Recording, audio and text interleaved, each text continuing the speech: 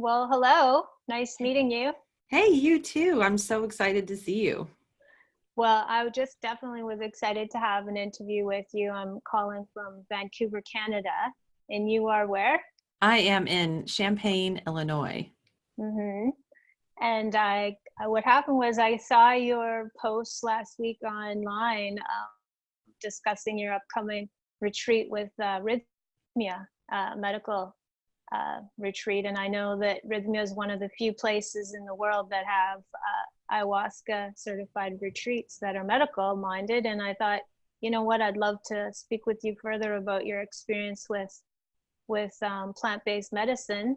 I'm coming from a place as a as an interviewer today with you without having ever tried any plant-based medicine, but definitely interested for myself and also for people I've talked to with anxiety, post-traumatic stress disorders, and people with addictions that discuss their options and stuff, as well as the general public who would like to know more as well. So I thought maybe we should share this conversation we're having with the rest of people that might be interested as well as myself. So Yeah, thanks for I love it. yeah, thanks for spending time with me on this topic. It's well worth discussing. So yeah, so just tell me a bit about your journey with ayahuasca. I don't know anything about how you decided to come into trying this as an option for yourself. Yeah, so I'm going to take you just a little bit about me. I'm a person that has a lot of success in my life. So I'm a CEO, I'm a best-selling author. My book is called Conscious Communication, little shameless plug there. And it's a personal development book, which is actually how we met in the Tony Robbins ULP group. So that's Mm-hmm. just a lot of people who love personal development.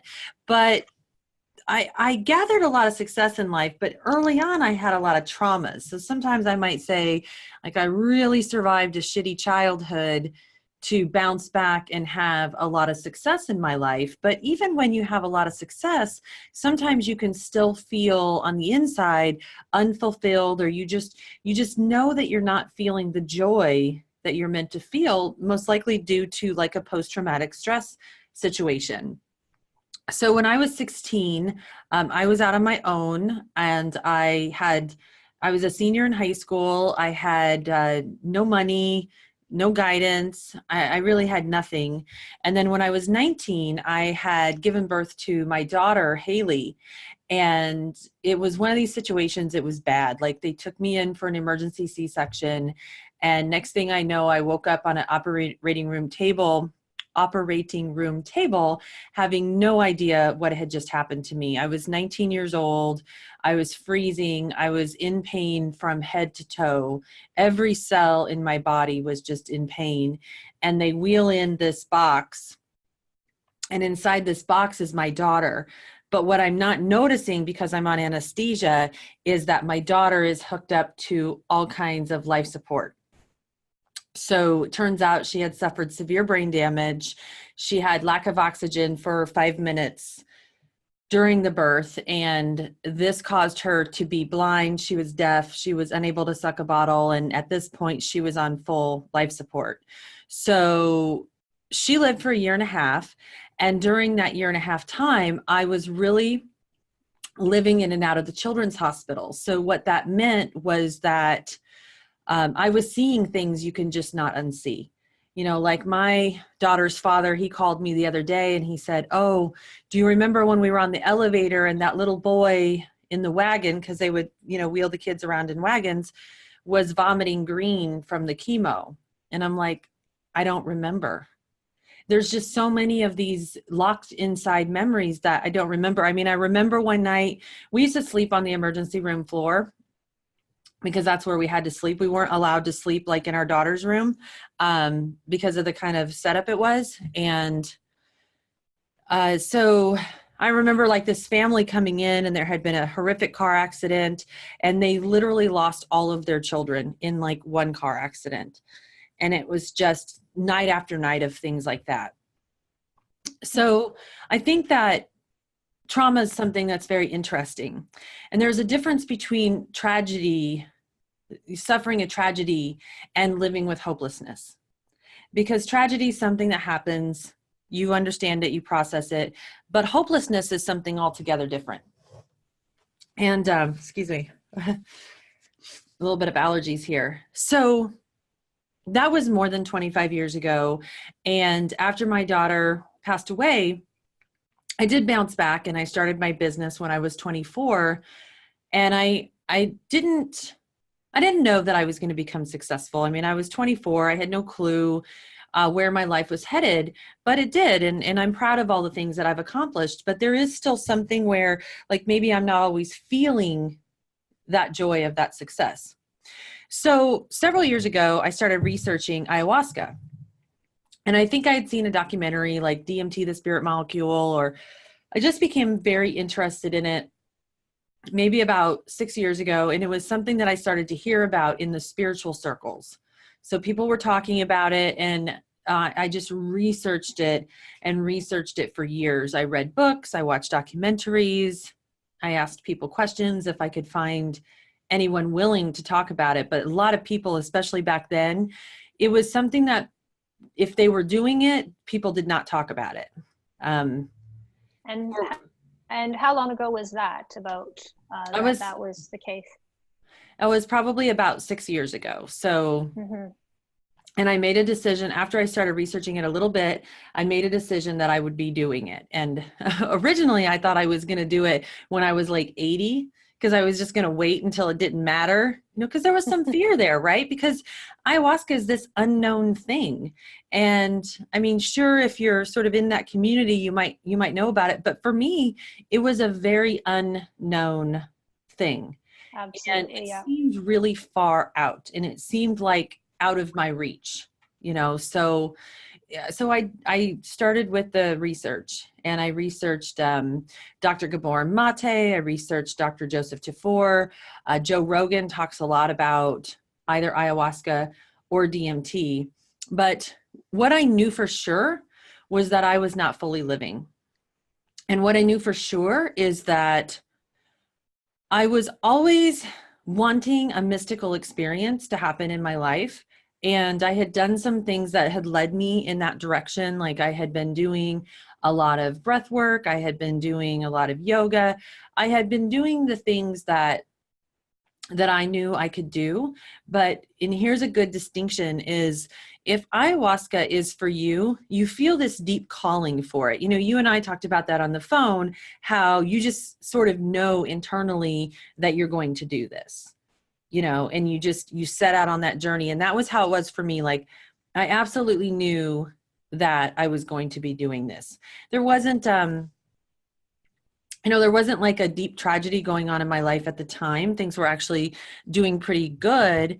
And I watched a series on Gaia Television called Psychedelica. And it was very, very good. And one of the people it featured was Rack Razam.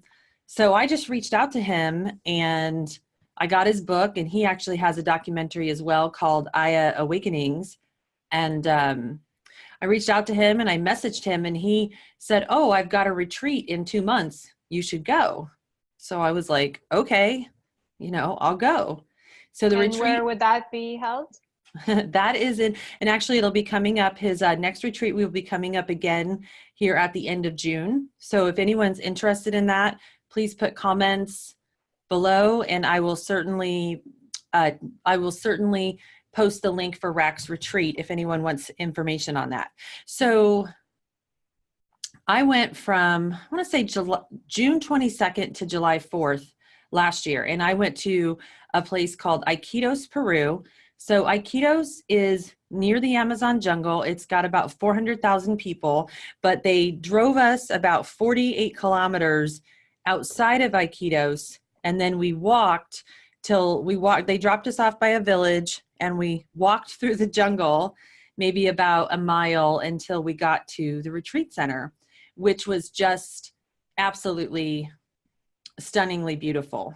And if anyone's interested, I can certainly post some pictures from that place, but it was really interesting. And when you get to the retreat, They show you which hut you're going to stay in. So, you know, that's the thing. When you go to Peru, when you go to the jungle, you're going to be staying in very primitive surroundings. Like you're not going to be like, there was no running water, there was no electricity, and somehow it was just fine because we were really in paradise.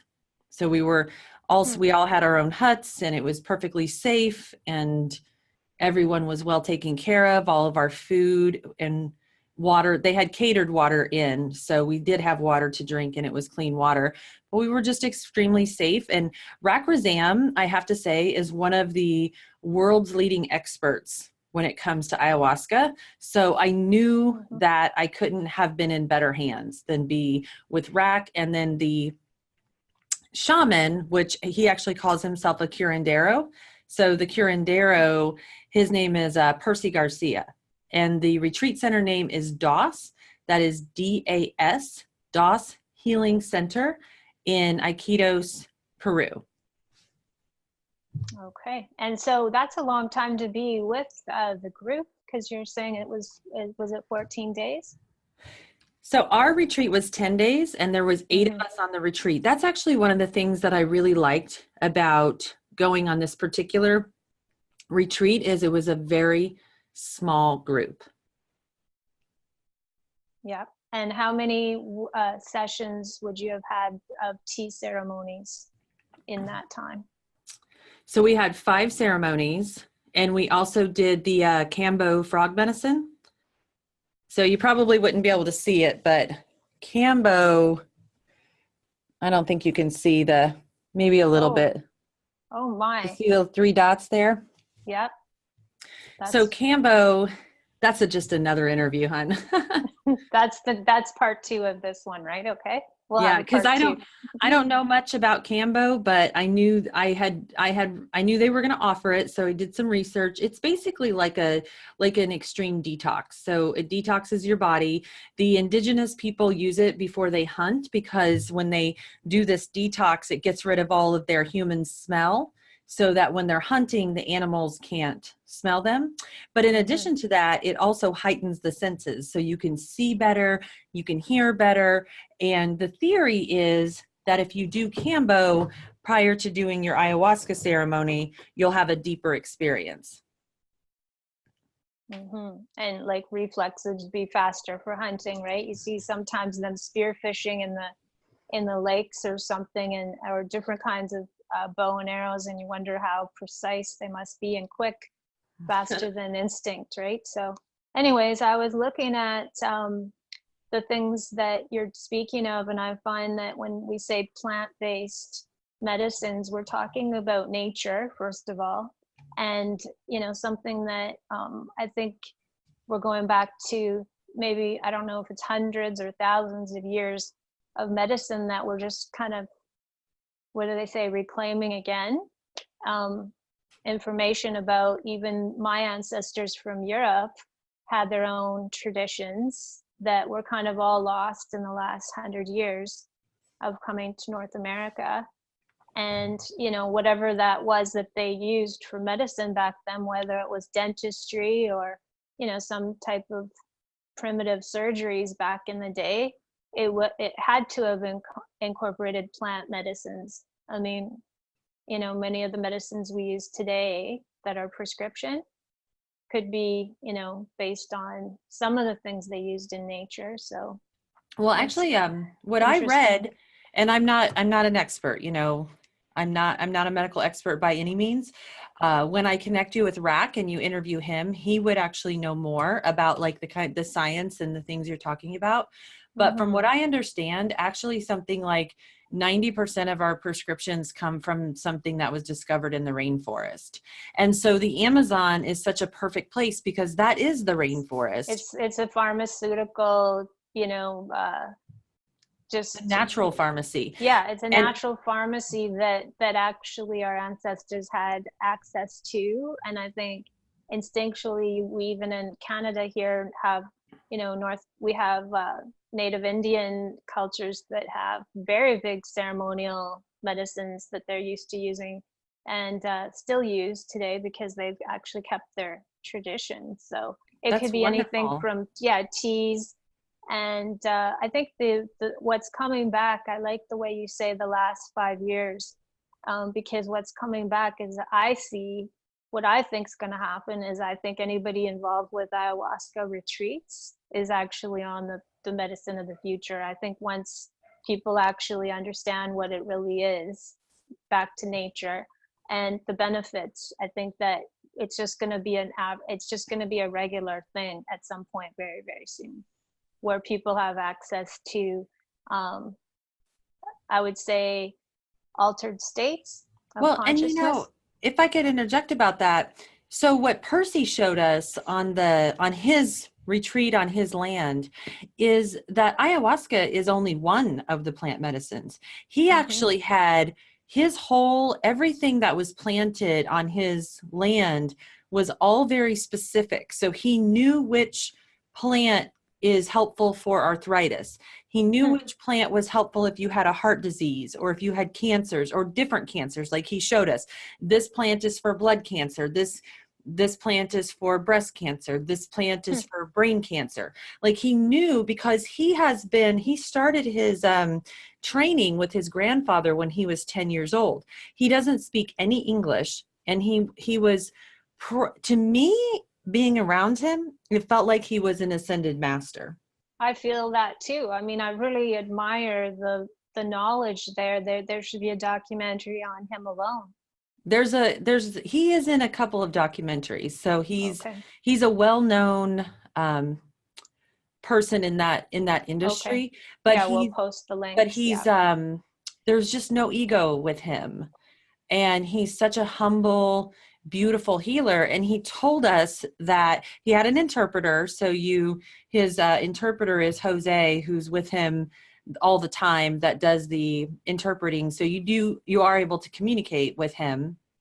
But Mm-hmm. he told us that he learned from his grandfather and his grandfather learned from his father. And when I asked, well, how long has that been going on? Like, how long has that been the tradition in their family? And he said, always. So like the entire lineage of the males in his family were all medicine men. And so this Yeah. knowledge is passed down by, well, there's a couple different ways. So one is you start your training with, the elder, but then as you start to take the medicine yourself and you start to sing the Icaros, then the plant itself, and this is where Westerners get tripped up because we can't understand this, the medicine itself begins to teach you. So that's actually how they discovered Cambo, was because one of the shamans took plant medicine. There was a plague in their village and they didn't know what to do. So the shaman takes the plant medicine to communicate with the spirit. And then the spirit told him, go find this frog, and gave him all the directions. And see, Westerners hear that story and we think, oh, that's insane. But Jeremy Narby, I've got, Well, let's just stop here for a second. How sure. insane is it when, my discussion with anybody saying it's insane, I'd say, how insane is it when you take penicillin, first antibiotic in Or the emergency chemo. ward? And Yeah. what is penicillin? Is it not snake venom? Penicillin is bacteria. So it's It's something mold. to, oh, it's a mold. Okay, there you Yeah. go. And there's other ones that are to do with, crazy stuff like All kinds snake of stuff. venom that is used, and things that I know that I've read that is very questionable things. So penicillin is Penicillium the mold, right? I Okay. think so. I mean, we would Yeah. have to Google So it. yeah, but I'm thinking to myself, when you look at the laboratory of what we're using, it's actually found in questionable things, but we don't question it anymore because number one, it's legal and it's prescribed, FDA approved. And it's my understanding that it was only in the 1950s that many of these things that we're questioning today in the Western society was actually used before 1950. One is LSD. It wasn't illegal before that time. And so it was called mind altering psychedelics. Mm-hmm. And the reason that ayahuasca works in the first place, I think, like you said, I could talk to people that are well researched in the science of it, but definitely has to do with what would you say, like almost pausing the amygdala and helping it to not be over stressed. Amygdala causes the post-traumatic stress disorder. So when that is not, when you're not in sympathetic mode, the brain actually takes it to the subconscious mind, which is where all these experiences are happening, and you're talking to the subconscious. Is that right?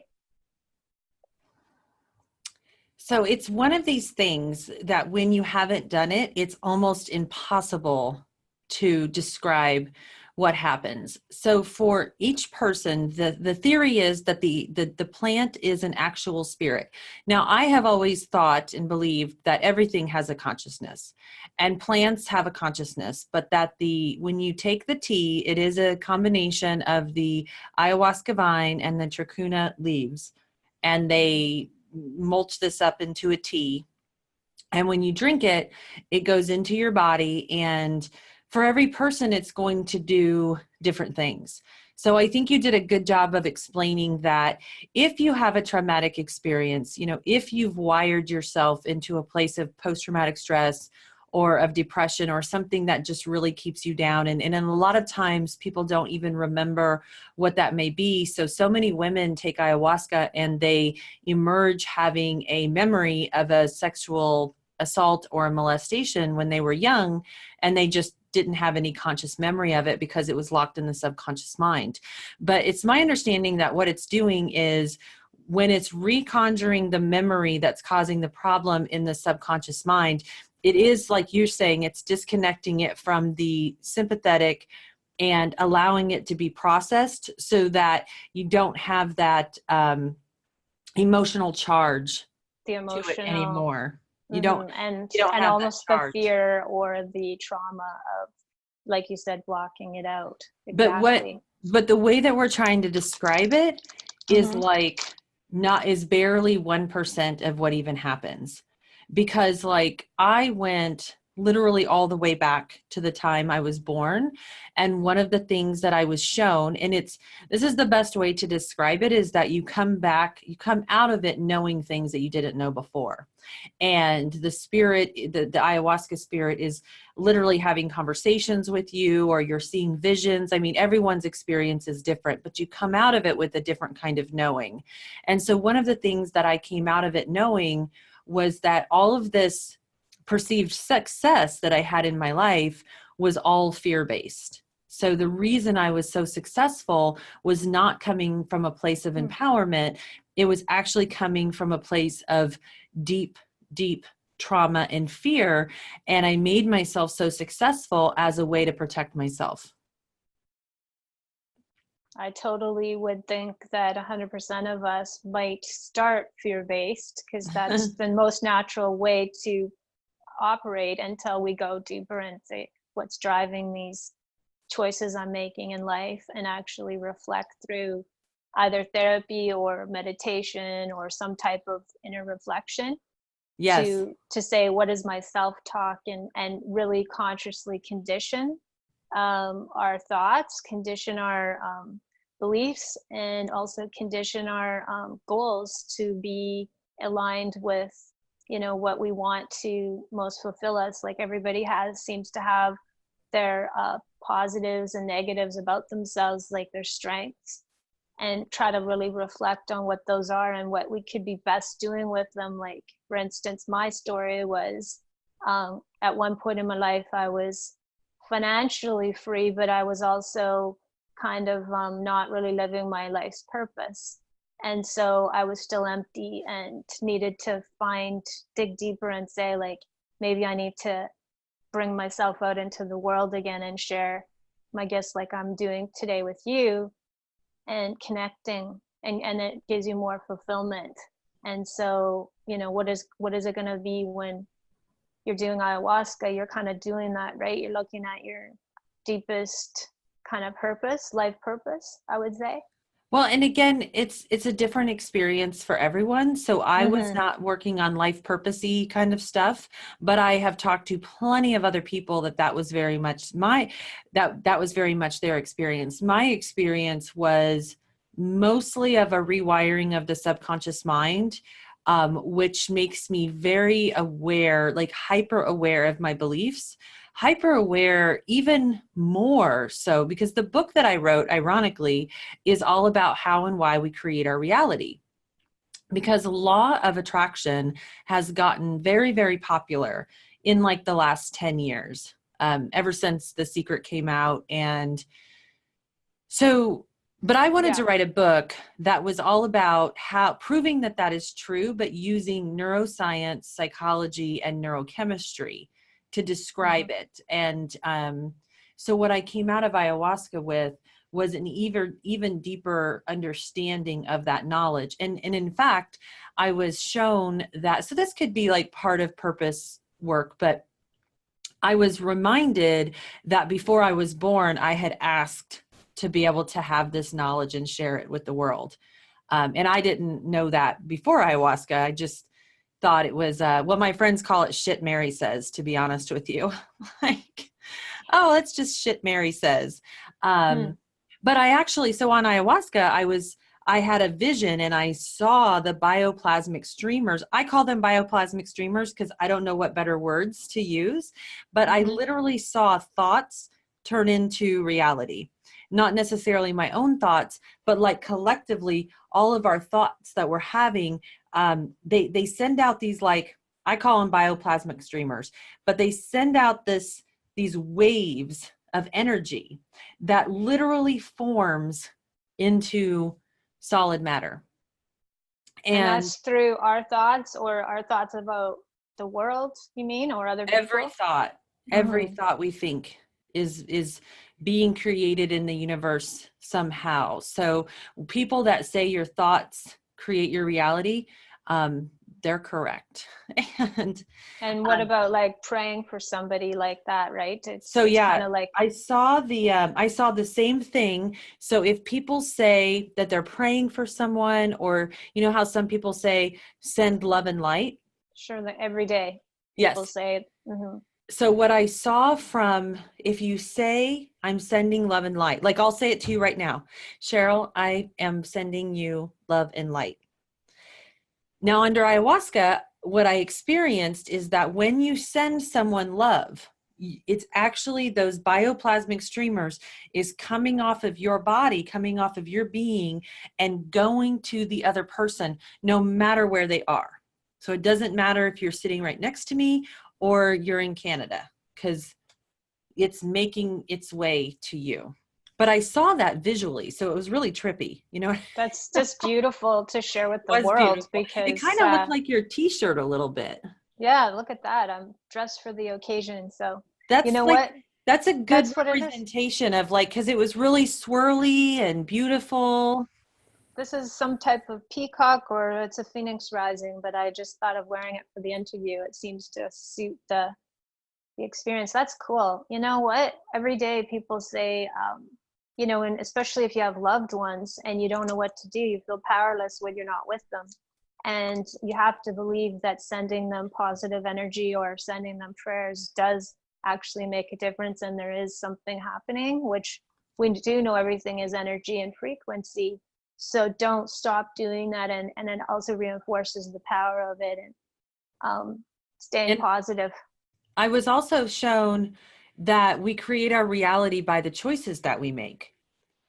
So we can Choices. choose, but what we don't understand is, like, there's a certain amount of choosing that we're doing with our prefrontal cortex, which is that 5% of the conscious mind. And Mm-hmm. then there's like the other rest of our brain, which is subconscious. And so I like to describe it like an iceberg, like you can see the tip of the iceberg, and that's that's the prefrontal cortex. That's the conscious mind. That's the thoughts we're aware of. But then all the belief systems, all the neural pathways, like all the structures, all of the things that happen to us, because our brain and body our body is like a library. It remembers everything that ever happened to us. And so even if we don't consciously remember it in that iceberg part of our brain, our other part of our brain and our body remembers and reacts to it every single day. So some people might have like a tic or, something strange that they do. It's their body that is doing that subconsciously. And so our subconscious is really what's in control of making our choices. And so the more that we can free ourselves from the prison of our subconscious beliefs, the more that we can get in control of the reality that we're building around for ourselves. And so now these were concepts that I knew about before, and I certainly wrote about them in my book, and I researched the heck out of them for years and years and years. But there's a difference between, when you know something because you study it, but then you know it because you know it, like from the inside out, it is your truth. So that definitely was one of the things that I saw on ayahuasca. And of course, like a million other things, because it distorts time in a way that your ceremony may be like 5 to 8 hours. But when you're in the other dimension, it's like eternity. So what is the process? So we could go back to, pretty much the first question I had for you is like, why, first of all, like why you went to ayahuasca in the first place?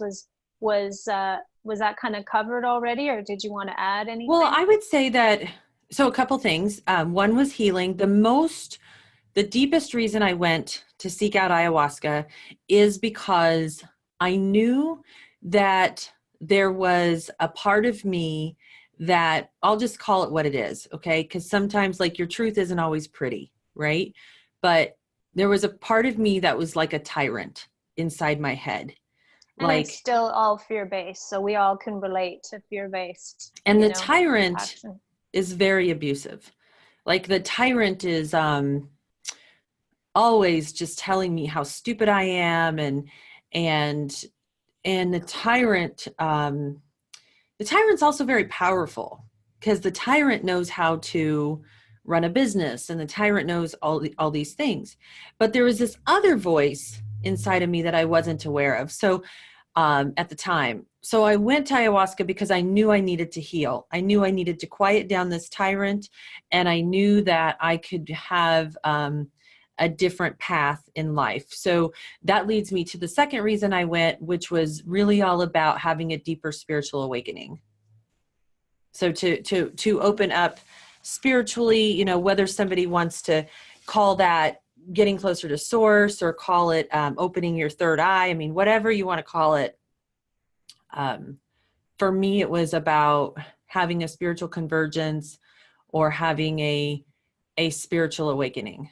And boy, did that happen. That's so exciting. I can't think of anyone who wouldn't apply to one or the other of those, because either the healing for many people or also the spiritual truth, like there's all these religions in the world, and I think a lot of people feel that if they're just open to using ayahuasca as a deepening their own faith, no matter what religion, I think it just adds to it. It's not like you choose one or the other. It's not like you're becoming another faith or leaving your own faith, but just adding to what you do believe already to be true, and seeing if you can almost touch God or experience God in a first name basis or a first hand basis. And I would like to add to that I had a lot of fears going into ayahuasca, because since I had done so much research, I knew that some people had very terrifying experiences. And I'll be really honest and say, like, some of the things that I was afraid of was that, and I don't know if you've read these same things that I have, but some people like come home from ayahuasca and quit their jobs. And I was I've definitely heard that you're not supposed to do anything harsh within the first few weeks, because you're not supposed to leave a relationship, quit a job, or buy a ticket to fly anywhere until you can just settle into the changes. So almost people get some kind of experience and then just don't act on it quite so quickly is what I've heard. Yeah. Or like people that want to be like people, maybe they quit eating meat or they quit, they just have these drastic changes. Yeah. So if I'm being really honest, I was worried that my personality would change so drastically that I would be unrecognizable when I got home. And you mean that with really was, you mean like with the purple hair and the dreadlocks, or what do you mean? I mean, it could go that direction, and I'm not in it. And you know what? If someone out there has purple hair, that's not wrong. But I'm a single mom. It's like, okay, you don't want to go but there's also the practical, right? Like we still have responsibilities. I'm a homeowner, I'm a business owner, I have 20 employees that I'm responsible for, and I take that very seriously, right? I'm very accountable to my business. I'm also a single mom of 2 children, and one of my children is special needs. So I didn't want to come home and be like a space case. What's the reason for that is because we don't want to lose our support system, and basically we do have or stability. The support and certainty around us that we can't suddenly change the rules or the game and expect everybody else to be on board with our changes and our new insight. And so we're mindful of that, and I respect that. I think that's important to mention, that people can do themselves a favor by keeping in mind that maybe you've gone, but maybe your partner hasn't had the same experience. And it doesn't mean that you have to be on 2 different paths now. It just means, how do you integrate your love for them still, but within your new frame? And it's so interesting too, because so if any of you have any of those same kind of fears, what I would say is probably those people who come home and quit their jobs, that's what they wanted to do anyway. Like, right? But because I didn't want to quit my job, like there was something inside of them that wanted to do that. But I already really felt like I was on my path with my job. Like I'm very spiritually and purposefully aligned with my career and my business and the work that I do. So if anything, it's actually only enhanced my ability to do work. And that showed up almost immediately in deepened is not the right word, in an increased frequency of synchronicities. So I would say that might be a real rarity in the people that I've talked to or met in the world. And I think that's wonderful. You've had that, but what would you say for somebody, like a majority of the people that might not be living their truth at work or in their career? Would it be something where they would get possibly more insight into what they're really here for, or how would that look? I think it's important to, like, if you're interested in doing ayahuasca, first things first, you have to do your research. And I'm going to be posting a resource guide that I wrote, which is simply just a list of books and documentaries that I read. And they really helped me, because I'm going to be honest, there's a lot of bad information out there. So, I don't want anyone just to go out to the jungle and find a shaman on a street corner. Bad idea. And so that is offered out there. There must be a lot of links offering more of that, than credible. There's more than that than credible sources. And, and that's one reason why I'm very excited about going to Rhythmia here in a couple of weeks, because not everyone in the world is going to go off to the jungle. Not everyone is going to feel comfortable being, I know you said you'd be up for that. I'm totally up for it. So anytime you want to go hang out in the jungle, I'll be your jungle bunny.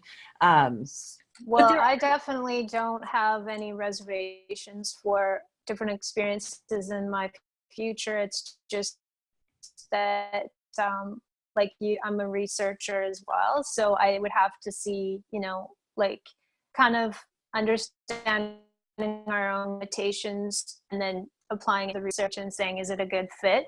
And I'm not afraid of the travel so much as I am the like what it would be like you said, the safety, especially for women, being on their own and stuff. And so actually put together a guide, like of some of the top places someone could visit or Yeah, around the so world.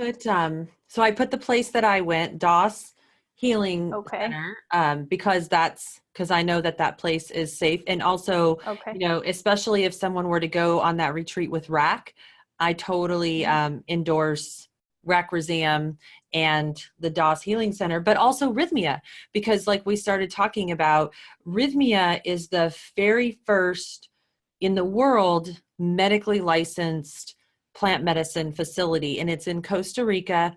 And so for people who would not be comfortable in the jungle, you'll spend more money going to Rhythmia, but you're going to stay in a 5-star boutique resort. The resort only holds, I believe, a maximum of 85 people at one time. And you're going to get all farm to table meals. There's a 7-night minimum stay. You're also going to get put into their breathwork program, which just so happens that the breath worker that runs the breathwork program at Rhythmia is the same person I went on retreat with years ago when I did breathwork. So he's amazing. His name is Christian Minson. And they do all kinds of personal development work. So one thing I think is actually that I'm looking forward to at Rhythmia that I didn't get at Doss is they have daily yoga classes, they have a spa, they have, you can have a volcanic mud bath every day. So it's like the creature comforts. So it feeds that part of you that wants to feel pampered, and so the And jungle was. so it's a very well-rounded program, is what Yes, it sounds because like. there's the Michael Beckwith program that they give you for integration so that you have a way to integrate it. And I wanted to go back to your question too about like, it's important that you go into ceremony with an intention. And so what that means is like, I went into ceremony with the intention of healing my heart or healing, my body or healing from trauma. And some person that's looking for, like when we were talking about their job or, would they be at risk for making a major life change? They could go in with the intention of, I would like to be deeply connected to my purpose, or I would like to know my purpose. And some school of thought is that it doesn't even matter what your intention is because ayahuasca knows what ayahuasca needs to do, but they always encourage you to have an intention. And that intention is also like your focal point. When you sort of get lost in the experience, you can come back to that intention. So the research that you did, though, is going to kind of give people basically how many years of research are you putting together and handing out? That is such a gift. Thank you for doing that. Yeah, it's my pleasure. Must have taken years to get all that It was information together. Six years. Six years of insight and interviewing people, looking into options, and basically letting people know your best. Weeding out all the bad information. Like, for example, there's a book on my list called The Cosmic Serpent, and it's by Jeremy Narby, and he's an anthropologist. And he's an anthropologist that was studying the indigenous people in the Amazon. And he was doing this deep research. Also, Michael Polland has a new book out. I've got that on my list. It's called How to Change Your Mind, What the New Science of Psychedelics Teaches Us About Consciousness.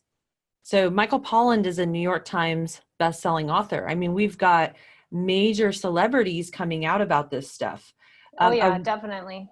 I've read that. Yeah, a really great book is The Fellowship of the River and this is a medical doctor. So one of the things I really, really respect is when you have somebody who's already an MD that goes into this shamanic work. So Dr. Joseph Tafur wrote a book. And what I love about Dr. Joseph Tafur is that he talks about trauma as these dragons. And he says that the dragons get lodged into the DNA. Now, this is what he was shown on his ayahuasca journey, that the dragons go into and they lodge themselves into your DNA like cockleburrs. You know what I mean? Like they just interject themselves. Now, that to me sounds a lot like epigenetics, because then it's changing the gene expression. And he said what ayahuasca does is it goes in and it removes those dragons I from love your this. DNA. I know, it's such a great metaphor. So that's I in love his it. book. This is cool. Like I just was on Saturday, I was on a breathwork seminar. It was an 8-hour workshop, and I was doing Stan Groff method, Lucky which is you. which is another a top leading psychiatrist in the world that did 50 years of research into changes of conscious states. And he was saying going into the subconscious again through either fasting, meditation, and also breath work, meaning deep breathing. It's almost a voluntary hyperventilation that you're guided to do, including scientifically researched music that guides you into different states. And suddenly I saw the dragon, if you can believe Mm, it. And I just saw it I on do believe it. Saturday. Yeah, like Tell me from more. Because breath work. that's I was after we talked, because we talked on I, Thursday. I know. I'm thrilled to say that the dragon appeared, and it was simply a symbolic of me feeling defeated in certain areas of my life where I want to suddenly be more submissive or cave or give up or not fight. And also just seeing like I had an opportunity to raise, my sword and give it a shot and see if I could just, give it a rally and perhaps just put up a bit of a resistance to what the dragon symbolizes for me was just being bullied by life And and what if all of circumstance. those defeating circumstances, what if all of the things that you've experienced in your life that have kept you down are altering the gene expression in your DNA? And, as we get older and we start to have things happen, Mm-hmm. it begins to manifest in our life through a series of different kind of illnesses, autoimmune, cancer, headaches, spinal deficiencies. Like I've got a lot of issues with my curvature of my spine. And there's definitely psychological patterns that go with the the different postural patterns like kyphosis or scoliosis, or you know what I mean? Like Mm-hmm. there's different people that have the rolled shoulders forward. So that's what I had. That's an energetic posture of protecting your heart. So a lot of people who've been through a lot of heartbreak, like myself, losing my daughter, they start to have this rolled shoulder forward appearance. Yep. And anything to do with inflammation is most every illness Stress. that, yeah, there would be like, it would be food allergies, that show up, or sensitivities we have nowadays, don't we? Like everybody's talking about wheat, dairy, and sugar. So, what for me was this dragon, and I brought the sword up and symbolically, and I actually saw it die, and I was able to cry about it and see it go out of my life. And when you wake up from this experience, which is just a metaphor for life, I think you walk out of there with some kind of new frame to see your future, experiences in life with. And maybe, just perhaps maybe when challenges come up for me now, maybe there's a new sense of empowerment that I have that I'm not even going to really recognize until time passes, and I'll look back and say, isn't that funny? That used to be so much of a challenge, or that used to be a closed door for me, and now I've opened something based on a belief system that I can do it, or I can survive it, or I don't even have a dragon, something like that. So I'm glad you brought that up. It's cool that I can relate. I know when I look at my questions for you and I ask you what results you've had, you've definitely told us about the results would be so much more clarity, you were saying, in your not only your life's purpose, but just your feeling of empowerment for your business. Like, what is it that you do? I'd like to know. So what are your book, like the book, your author's name is, it's Mary Shores? Mm-hmm. Okay. And one other thing is, I would say that the trauma that was released from my body. So whatever The trauma trauma, released. right. And, or at least a portion of it. I can't say it's done. A lot of people say that one night of ayahuasca is equal to 10 years of therapy. And I don't know if that's true or not, because if that's true, I did 5 ceremonies. You're set. I should be set for like another 5 years, right? But I would say that like my feeling from it was that I released trauma up until like the things that had happened to me from birth to like maybe 15 or 16. So I knew that I still had more to go, but I had, like, for example, I was separated from my sister when I was like pretty young, like 5 years old. And I could not get over that as a child. Like, I was in deep pain about being physically separated from my younger sister. And one of the evenings on ayahuasca, it took me hours and hours to just go through that experience and mourn and grieve like I had never been allowed to as a child. It would have been unsafe for me to show that emotion. So And the that grief. ayahuasca is giving you a parallel to what I experienced in breath work, which is called holotropic breath work. And it's Mhm. basically both of us were where we were going into the subconscious mind through an altered state, which is guided, and we both were experiencing what we're describing as a reliving of the trauma in our mind. Wow. So that's what we're both discussing. Is you're saying that you're actually facing something that you went through in your lifetime. You're actually looking at it again. So almost like facing the dragon or the monster, people call it, or the shadow. Or yeah, or like even like just reprocessing it and Reprocessing it and reframing it as or integrating it. That was a good word you integrating. used. Integrating it in a way that is no longer torturing you from a subconscious perspective. Yeah. So it's basically having a courage to, and when I feel that you're courageous, I feel you're very courageous. Anyone who has done ayahuasca who is thinking about doing it, I could definitely call them courageous enough to go into a very uncertain feeling. Yeah, it's super uncertain. Super uncertainty. So you must have had, done some work beforehand to get you to a place that could handle facing. And that's what all therapy is in any office. When you're talking and counseling, you're bringing up situations or stresses in your life and you're discussing them. But this is just on a deeper level, the same concept of bringing up stuff. And Yeah, I would agree. so when I ask you why are you going back, you are probably, you just said that you felt like you went to age 15.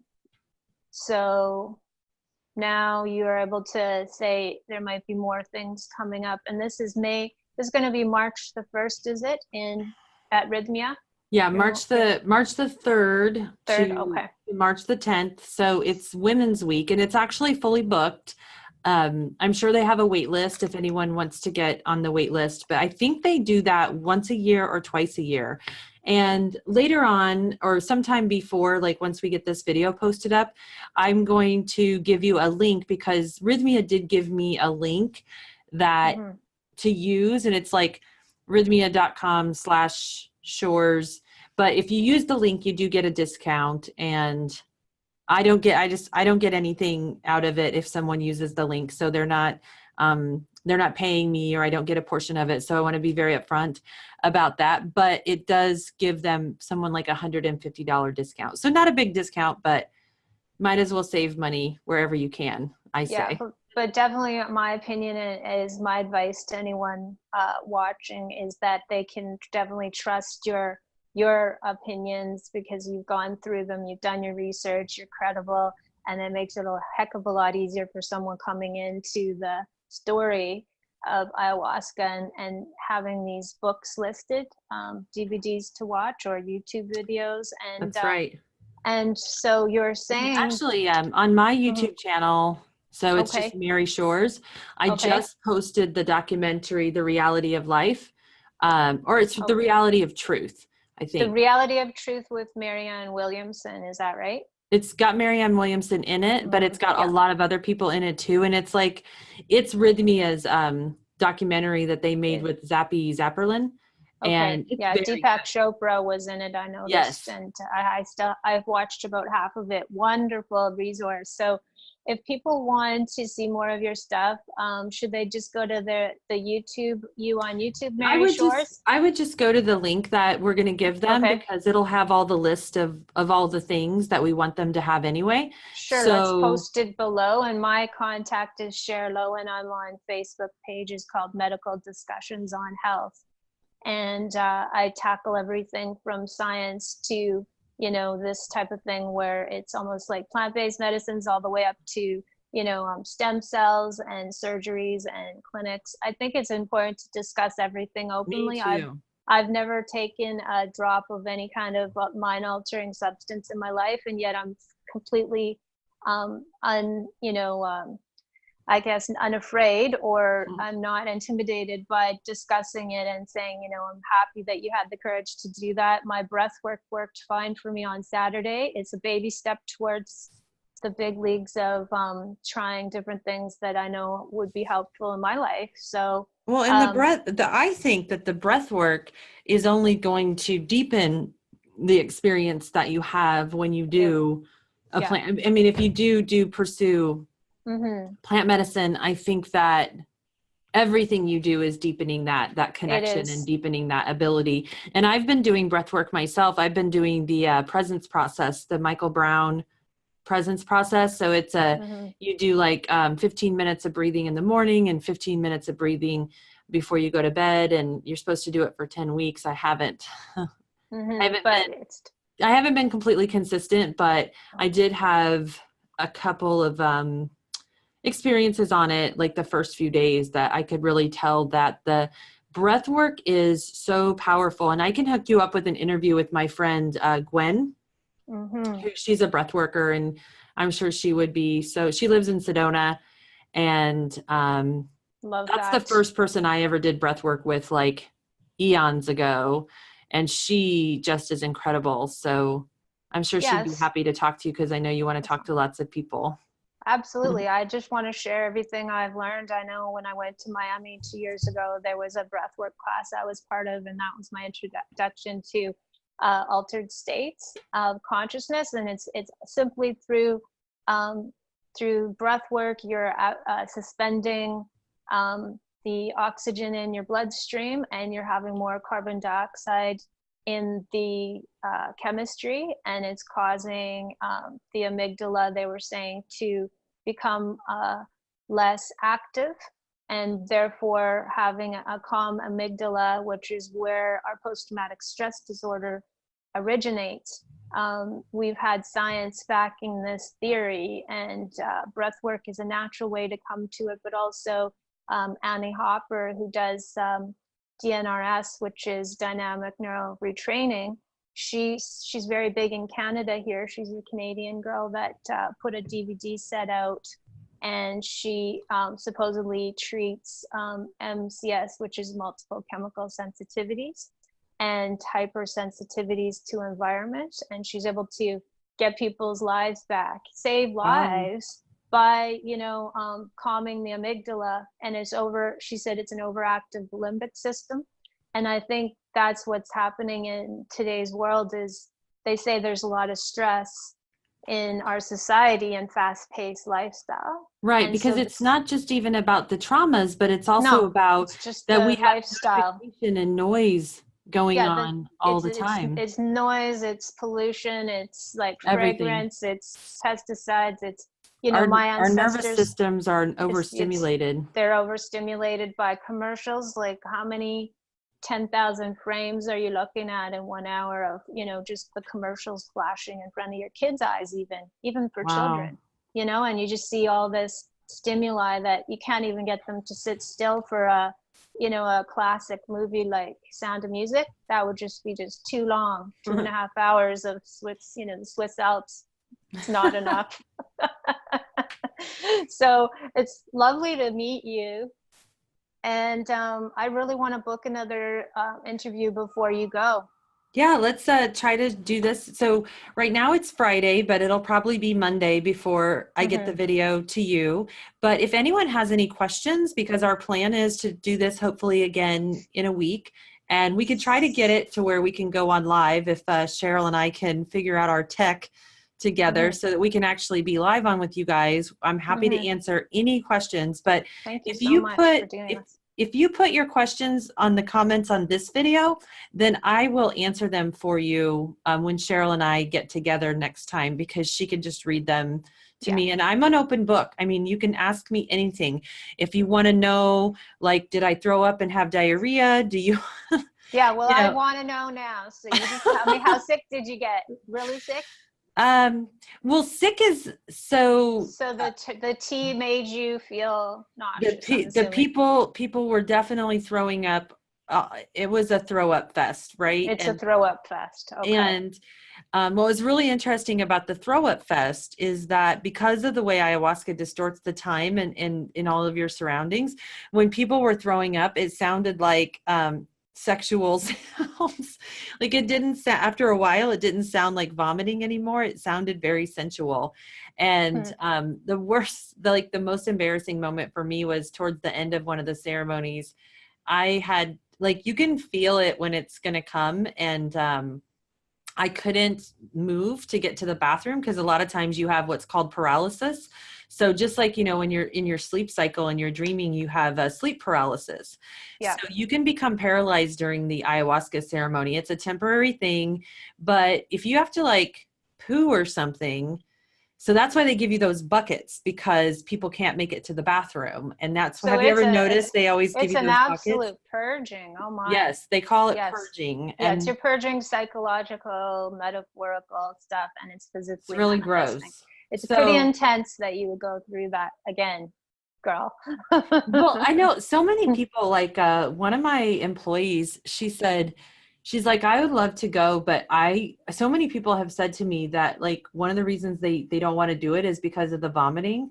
But Yeah. like, honestly, it's weird because the cycle for me was you go through the trauma, you process it, and then you throw up or you have diarrhea or like some kind of combination of the two. But Mm-hmm. it really does feel like while it's happening, it really does feel like it is the releasing of the toxins in your body and that it Absolutely. needs to get out.